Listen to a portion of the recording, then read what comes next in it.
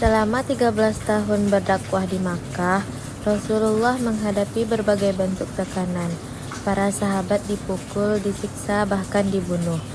Bilal dipaksa berbaring di padang pasir, Ka'bah disiksa dengan besi panas. Keluarga Yasir menjadi syuhada pertama kaum Quraisy, tidak hanya memusuhi fisik, tetapi juga memboikot secara ekonomi. Mereka memutus hubungan dagang dengan kaum muslimin hingga membuat kehidupan sulit dan penuh kelaparan. Namun, Nabi tetap berdakwah dengan penuh kesabaran. Beliau tidak membalas dengan kekerasan, tidak menyimpan dendam, dan terus menanamkan akidah tauhid dalam hati para sahabat. Ketika tekanan semakin berat, Allah bukakan satu jalan, yaitu hijrah, berpindah untuk menjaga iman. Saat dakwah semakin menyebar dan beberapa kabilah Arab mulai tertarik pada Islam, Quraisy merasa terancam. Mereka mengadakan pertemuan penting di Darun Nadwah. Di antara usulan yang muncul yaitu mengusir Nabi, mengurung Nabi, atau membunuh Nabi. Akhirnya Abu Jahal mengusulkan rencana yang kejam, mengutus pemuda terbaik dari setiap kabilah untuk membunuh Nabi secara serentak, agar darahnya tidak ditanggung oleh satu. Namun, Allah sebaik-baik pelindung, Jibril turun memberitahu Rasulullah bahwa beliau harus segera hijrah malam itu juga. Untuk mengelabui Quraisy, Nabi meminta Ali bin Abi Thalib yang saat itu masih sangat muda untuk tidur di tempat beliau. Tanpa ragu, Ali menerima tugas itu meskipun ia tahu nyawanya bisa terancam. Itulah tanda cinta dan keberanian seorang sahabat sejati. Sementara itu, Rasulullah keluar dari rumah sambil membaca ayat surah Yasin yang berbunyi, وَجَعَلْنَا مِنْ بَيْنِ أَيْدِيهِمْ سَدًّا وَمِنْ خَلْفِهِمْ سَدًّا, dan kami jadikan di depan mereka penghalang dan di belakang mereka penghalang. Dengan izin Allah, para pemuda Quraisy tidak melihat beliau sama sekali, seolah Allah menutup pandangan mereka. Rasulullah menuju rumah Abu Bakar As-Siddiq. Begitu diberitahu bahwa beliau diizinkan menemani Nabi, Abu Bakar menangis. Ia berkata, "Yang menangis bukan karena takut, tapi karena aku bahagia bisa menemani engkau, wahai Rasulullah." Mereka berdua kemudian keluar pada malam hari untuk menghindari kejaran Quraisy. Bersembunyi di Gua Sur, keduanya memilih tersembunyi di Gua Sur, sebuah gua kecil di puncak gunung yang terjal dan jauh dari rute biasa menuju Madinah.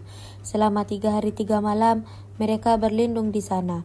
Asma binti Abu Bakar mengantarkan makanan secara diam-diam, sementara Abdullah bin Abu Bakar mengumpulkan informasi tentang gerakan Quraisy. Pada suatu waktu, pasukan pengejar Quraisy berada tepat di mulut gua. Melihat itu, Abu Bakar berkata, "Wahai Rasulullah, mereka begitu dekat. Jika salah satu dari mereka menundukkan kepala, mereka pasti melihat kita."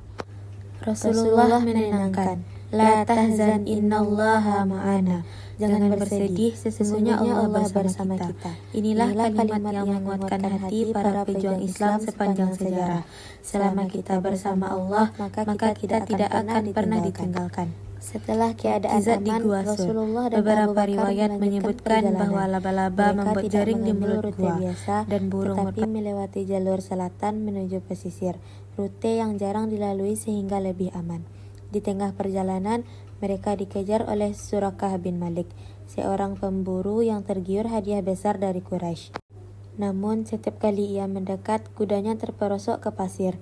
Ia mencoba lagi, kudanya jatuh lagi, hingga akhirnya ia sadar bahwa ada kekuatan Allah yang melindungi Nabi. Surakah memohon perlindungan dan Nabi memberinya jaminan keamanan. Bahkan Rasulullah berkata, "Suatu hari engkau akan memakai gelang Kisra, Raja Persia." Dan benar, bertahun-tahun kemudian saat Persia ditaklukkan pada masa Umar bin Khattab, Surakah memakai gelang Kisra membuktikan sabda Rasulullah. Setelah perjalanan sekitar 12 hari, Rasulullah sampai di wilayah Quba dekat Madinah. Di sana beliau membangun masjid pertama, Masjid Quba. Penduduk Madinah, kaum Ansar, menyambut Nabi dengan penuh cinta. Anak-anak menyanyikan, "Tola'al badru alaina."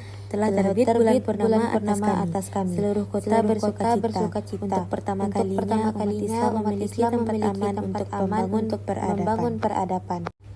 Masyarakat, hukum, persaudaraan, dan negara Hijrah menjadi titik awal berdirinya peradaban Islam yang kelak menyebar ke seluruh dunia.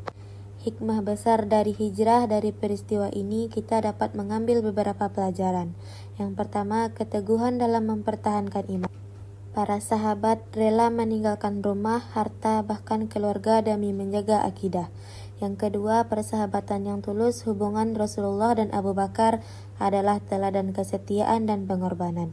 Tawakal yang benar, Nabi berusaha maksimal, strategi sembunyi, rute panjang, tetapi tetap berdoa dan berserah diri. Pertolongan Allah selalu ada di saat paling genting. Allah menurunkan pertolongan dengan cara yang tidak disangka.